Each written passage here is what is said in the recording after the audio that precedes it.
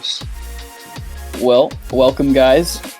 How's everybody's Thanksgivings go? Oh well, ate too much, and everybody in my family got COVID. Not me, because I'm still different, I guess. It's because you got that vaccine, brother. Do what? Huh? Right.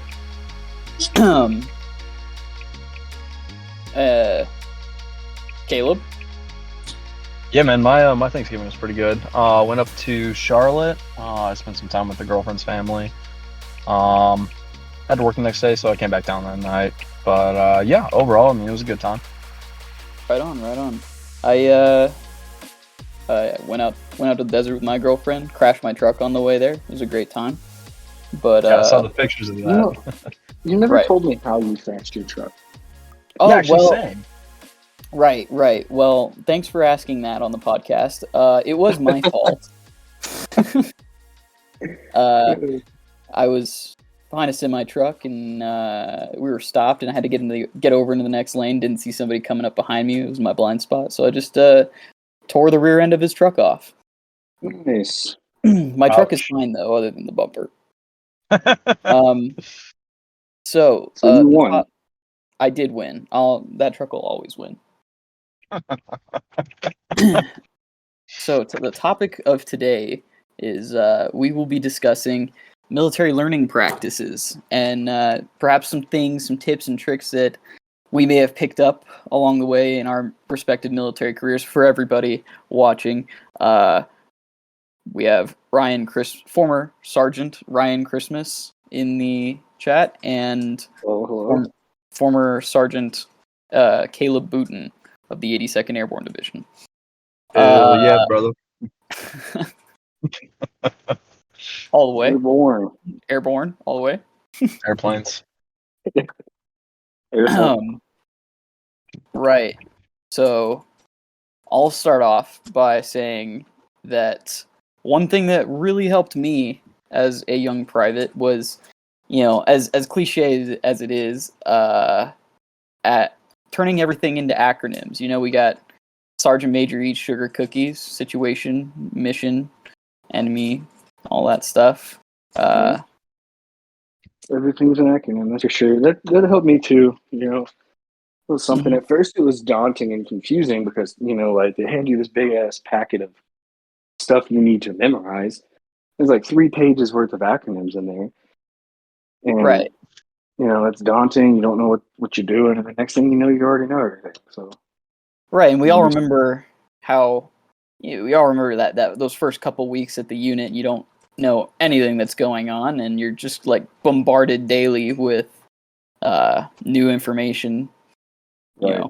New. Yeah, it's such a tax weird paradigm options. because it's like you're at work, right? And you don't know anybody, you don't know anything, and you know that you don't know anything, but like you don't want to be the guy, like you don't want to look like the guy that doesn't know anything, and then you just end up looking like more of an idiot.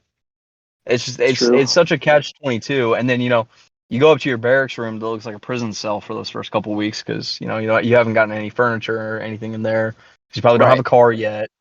So I mean, it is definitely a hard It's a hard time. transition for sure. Transition is a good word for it. It's a hard transition for those first 2 or 3 weeks till you make some friends and start learning some stuff.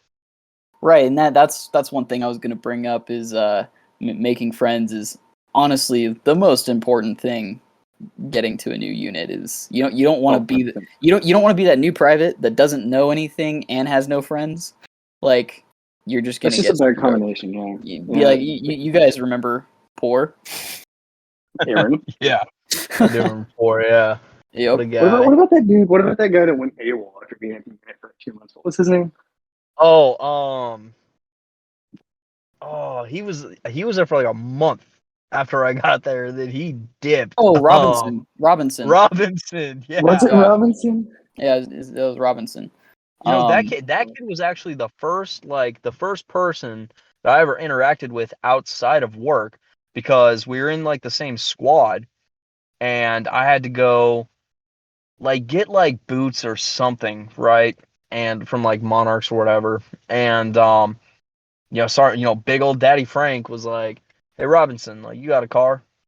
Help, dipshit booting out. Get over there and get his shit." So Right. yeah, he was the first guy that I ever interacted with like outside of work.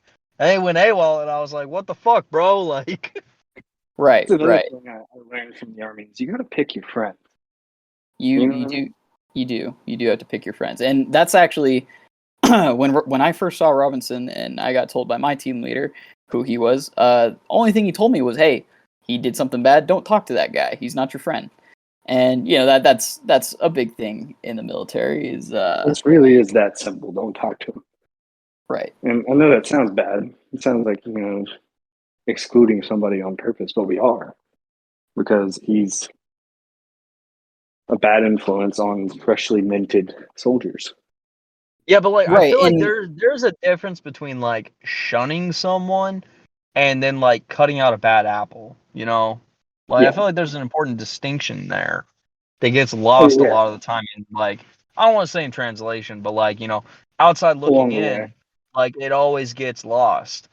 the military as a whole, it's as you guys know, it's a very isolated environment. It's its own bubble. It's its own culture, and that's what I was going to get into. Is that um, part of that culture is being that you have to have that extreme cohesion. That you got to have a group of dudes that's gonna have your back, and Esprit de corps, that's why brother. esprit de corps. You're right. That's why I think people like Robinson, that was such a push to keep those guys away, because it lowered unit cohesion. If that guy's willing to fuck off somewhere, then he's not gonna He's not your be friend. helpful Yeah, to no, it's to the that unit.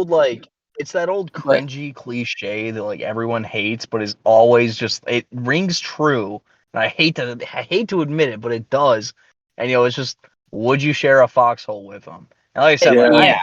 I hate that saying, but it's true. Like so I know we all complained about being in when we were in, but the fact, like, I think about some of that stuff now and I'm like, okay, like, I get that I complained about it now and I get that it seemed dumb at the time, but like, I do understand where the premise came from. And like, that's one of those things is like, we want to hate the person that says not to tell us to not to do something, or to not talk to that person, or not, we want to have free will, but at the same time there is reasoning behind it, and that cohesion's part of it. But what I was going to say is that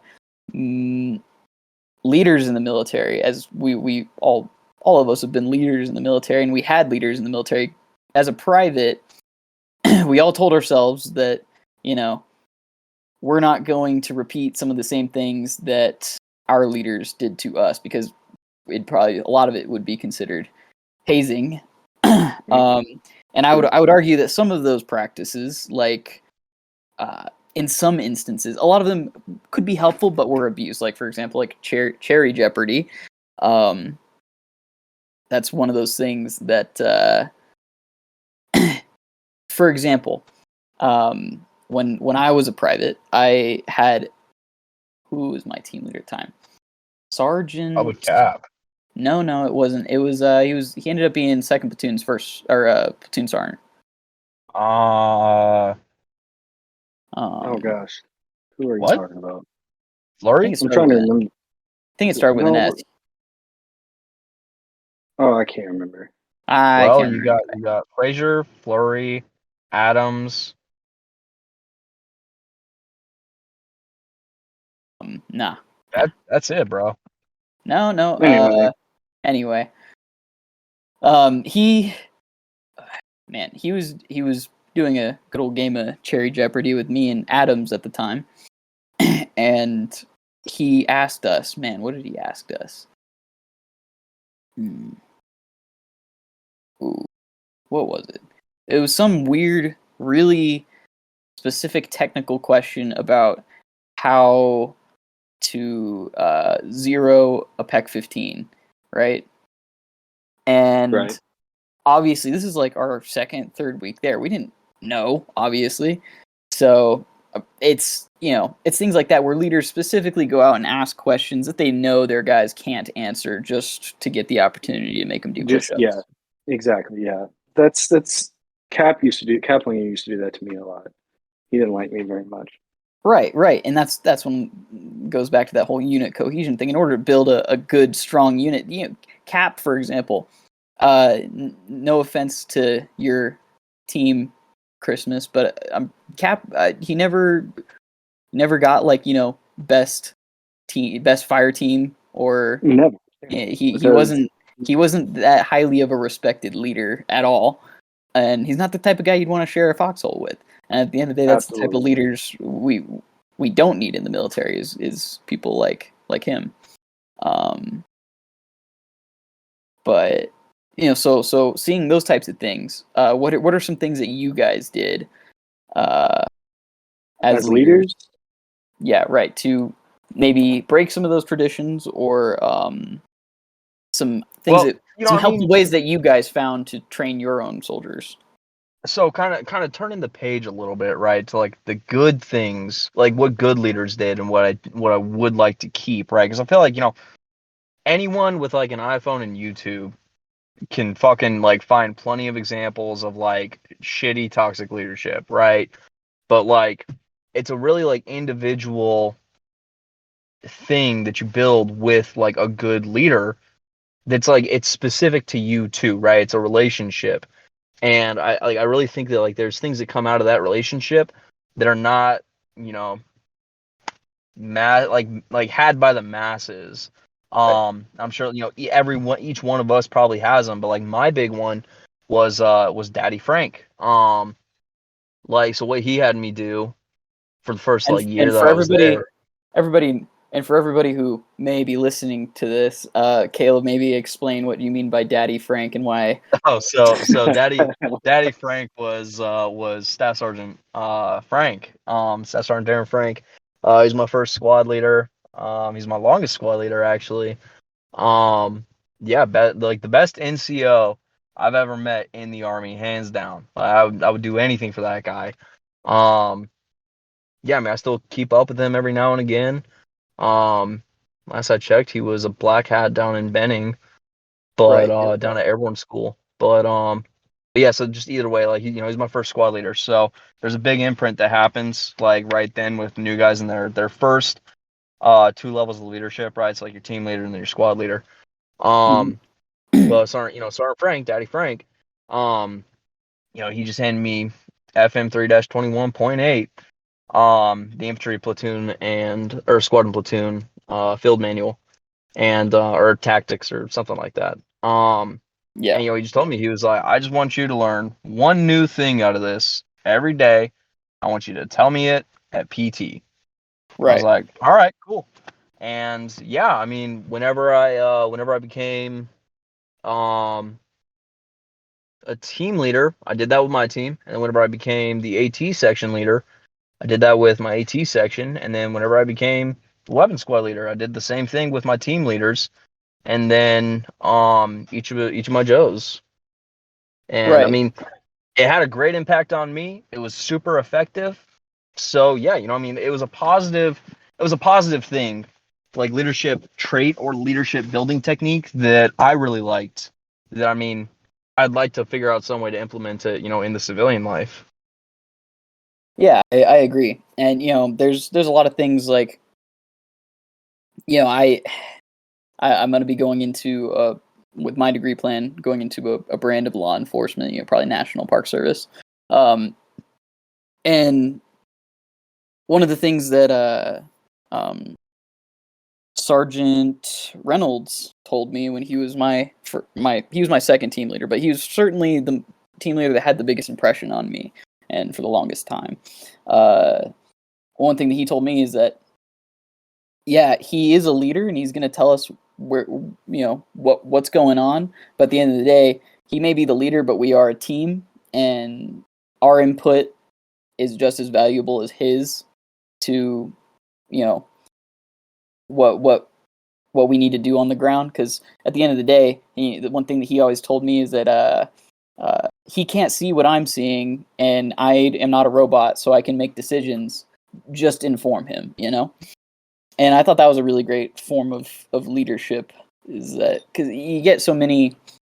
Well, let's go back to the example of Sergeant Cap.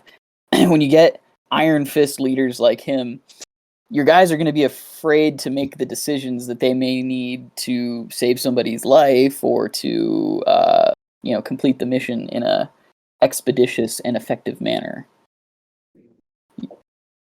Right. Yeah. And like a couple of like learning things I've learned, or leading things that I've learned while I was in leadership position. Like you guys remember, I wasn't in charge of many people. I had 3 dudes to look after, and one of them was just never there. Old Right. Walrus. Mm-hmm. But Wallace. I learned that it's not always, you don't always have to like give orders to make somebody do something. Something I learned, especially with Wallace, was to make them think that it was their idea in the first place. I know that sounds manipulative, right? That sounds manipulative, and it is in a way, but at the same time, like in a way, like, it just you is have- flat out. Yeah, okay, shut up. So anyway, like it sounds manipulative. It is manipulative. I apologize. Whatever. Sorry, not sorry. Because when you're dealing with people like Wallace, who when you tell them to do something, they would not do it out of spite. You have to kind of trick them into working. Right. You know what I right. mean? And there are people out there who honestly don't want to work. They just refuse to listen. And the only reason they keep their job is because they do bare minimum and get away with it. Exactly. And that's another. If I get that a lot of people realize that any military job, especially infantry, it's a shitty job. Or excuse my language for. I'll have to go back and see about deleting some of that. But it's not a great job, and it's you got to make the guys that you're leading want to do their job. It's important to, if when possible, make things fun, and two, it's important to develop for them to respect you. But that's a big problem in the military. Is I feel like it's almost half and half with leaders, where they're either demanding respect or they're trying to earn their guys' respect. Yeah. And when you demand respect, that's an automatic put off for me, right? When somebody just says, "I'm above you, so you have to respect me," that's right. That's not how respect works. You earn that stuff, right? Like that's just how it is. If Right. anybody respected me that I was in charge of, I hope they did. I tried to earn their respect, but at the same time, like it was so close to the end of my time in the Army by the time they made me a sergeant in the first place that I was already checked out mentally. So Yeah, I understand. I was just about there too, about 6 months before I got out. yeah. But yeah. So another thing I wanted to talk about real quick is the importance of taking initiative as a private in the military. Because like I just, get like, that. to that point, I don't think that's like necessarily unique to the Army. I think that's just an important life thing anyway. Just like, like I don't even think initiative is the right word for it, but just like proactiveness. Just like if you're Right. proactive in your You don't have life to be on a daily reactive. basis, well, for one, you don't have to be reactive, but it makes your life easier.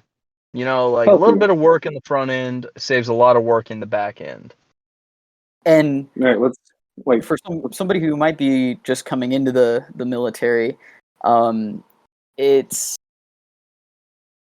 you'd be surprised at the amount of small stuff that you can do that leaders will look at and be like, "Oh, wow, He's this about guy that knows life. this guy knows Yeah, his like stuff. He's about like it." literally just have your inspectable items on your person, right? Like if you're Either coming on in the time. military, like you'll know what these are, right?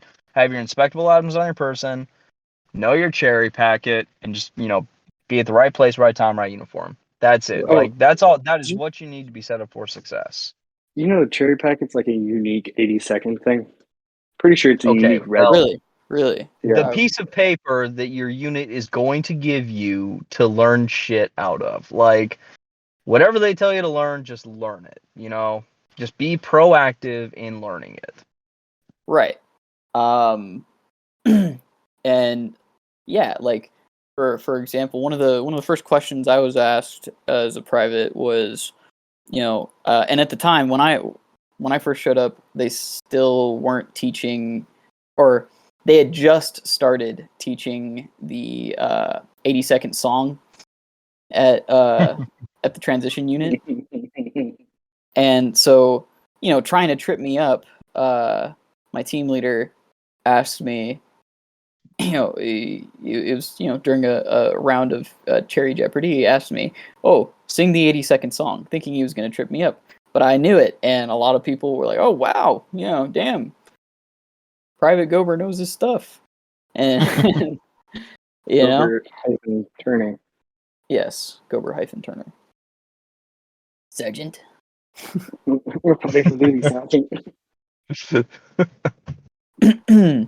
Yeah, Yes, have you guys? There's a learning or what do you call it? Like a learning strategy, I guess, or like it's like one of those things that it's like us, like how you learn, right? I think it's called like the stages of learning, but I don't know who wrote this or like where it came from, but it's like there's 4 stages to it, and it's like unconsciously incompetent, consciously incompetent, unconsciously competent, and then consciously competent, right? And I feel like the Army just expects you to jump all the way to like consciously competent, right? Like I feel like there's no progression of learning at the unit, right? Well, that's not true. There is in like some situations, right? Like you get there, you get to the beginning of like a training cycle, like yeah, you're gonna start down to like the lowest level, individual, like rifle marksmanship, basic lifesaver, all that stuff, and then work up to like platoon, company, live fires. But like Right. just in general, like Army knowledge, there's a lot of fucking Army knowledge out there, bro. Like there's a lot. And that's even a crazy thing to think about real quick. Go Crazy ahead. thing to think about, right? So as a paratrooper, we have a completely different set of knowledge that we are going to learn versus a mounted infantry unit. Right. You know what I mean? Like it's like, yes, we're Well, yeah, I both mean, I wouldn't say infantry. different. I mean, you still have 3-21.8 and like 6-22 Okay, that look, applies, and 6-20, but stop like you have spitting out that additional stuff. stuff. That's what I You have mean, right? So additional you have things the that you core. have to learn. Exactly. That's what I'm getting at right now. Is like you have the core base knowledge of an infantryman, and then you have that extra stuff that you learn at the unit. Is what I'm trying to get at. Yeah. So when you go from like how Justin is, he's going from the 82nd down to a mounted unit. So he's going to have to relearn a lot of things. Not relearn, but learn new things. Right. And I think so. A big problem with the military is that I don't think there's enough teachers. There's not enough natural teachers, and they don't. And that's a huge part of being like an NCO in the military is that you have to be a competent teacher of knowledge, because you have to pass down your years of knowledge onto somebody who just got out of basic training. And unfortunately, I think we would be so much more efficient as a fighting force if we just had better teachers. I agree 100% right there. I'm with you on that. But I do Yeah. have to get Well, I off mean, here it's. soon. Sorry. So what were you saying, Chris? I have to get off here soon because I got to cook dinner. Oh, no worries. All that stuff. No worries. Yeah. So I'm probably going to go ahead and check off. It was fun. Thanks for the invite. Yep. Glad I got to hang out with you. Good having you on the show. The Garrett Turner experience. Right. I'll talk to you later, guys. All right. I'll talk to you later. Yeah, but I mean, like, I don't think it's necessarily that there's like not enough individual teacher like personalities. I guess somebody pretty smart said this. you can teach something, or no, you know that you can teach something when you can explain it to like either a 3-year-old or a third grader. And I think all that's like getting at is like you have to have sufficient knowledge in an area, in one specific area, to teach it to anyone, right? So like Right. my case, like hands down 240, that was it. That was like I was the best at that, right? I could teach anybody anything on the 240. Anything else, like anyone's ball game, man. I could get you close, but I couldn't get you home. Right. Right. So like, You know, I think that's part of it, like it may not necessarily be that like there's not enough individual teachers, but I think it might also be like there's not enough individual, I don't know, grasp of knowledge on things. yeah, and I would agree to that. The other thing, as I became a leader, I kind of realized that a lot of my leaders when I was a young Joe weren't as competent as I thought that they were when I was a private. They were telling me stuff that I found out later was factually wrong. So Yeah. definitely the whole base of knowledge thing is for sure an important aspect of being successful. Yeah, and nobody's gonna have like every single Army regulation off the top of their head, right? Like nobody's gonna have all the information. But like the whole like premise of a team is playing to each other's like strengths and weaknesses, right? So you can apply that facet you can apply that facet everywhere in the military, right? In a platoon, like you got 30 dudes there. You can cover a lot of shit if 30 dudes just learn 3 different things super, super well.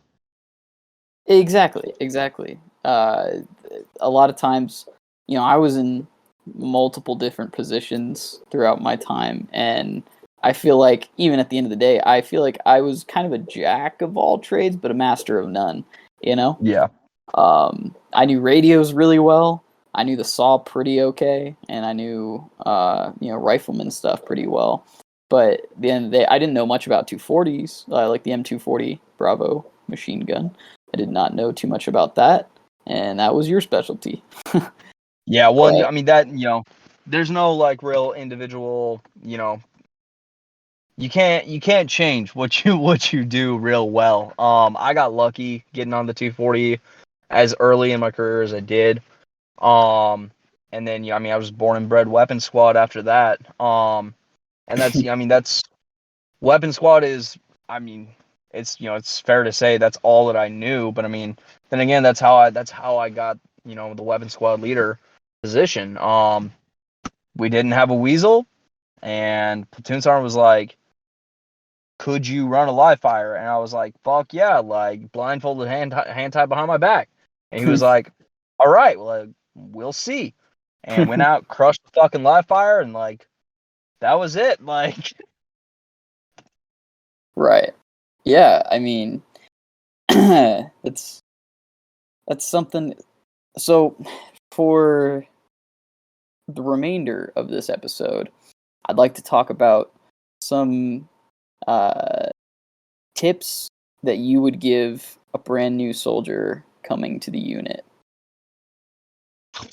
like day one shows up, like knows nothing kind of guy.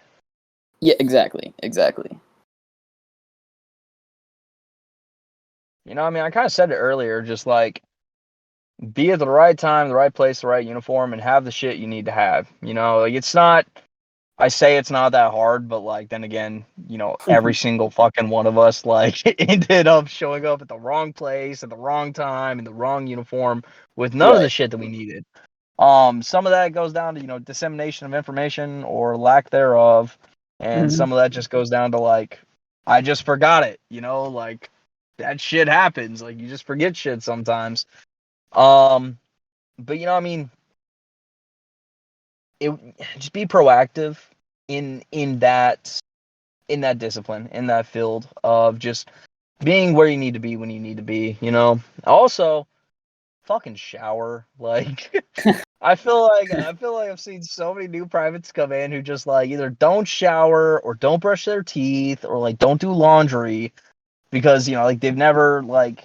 This isn't like a blanket statement. I mean, it's not like every single private does this, but Mhm. mom always did your clothes. and here you are, like not knowing how to use a laundry machine.